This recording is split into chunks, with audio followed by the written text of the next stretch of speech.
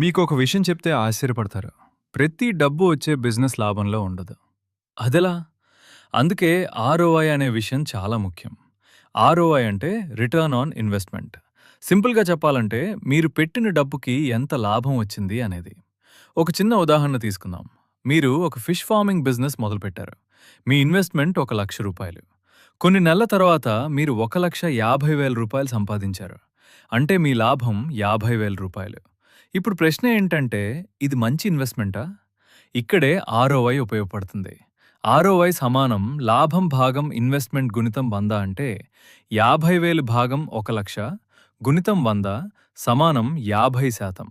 ROI అంటే మీరు పెట్టిన డబ్బుపై 50% లాభం వచ్చింది. ఆర్ఓఐ ఒక నంబర్ మాత్రమే కాదు, ఇది ఒక డెసిషన్ టూల్. ఇది మీకు చెప్పేది ఈ బిజినెస్ కొనసాగించాలా, ఇంకా డబ్బు పెట్టాలా, లేక మార్పు చేయాలా. సక్సెస్ అయిన వాళ్ళు కష్టపడి మాత్రమే కాదు, స్మార్ట్‌గా పనిచేస్తారు. ఒకసారి ఆలోచించండి. బిజినెస్ ఏ 30% ఆర్ఓఐ, బిజినెస్ బి 70% ఆర్ఓఐ. మీరేది ఎంచుకుంటారు? ఖచ్చితంగా బిజినెస్ బి. అందుకే ఆర్ఓఐ చాలా ముఖ్యమైనది.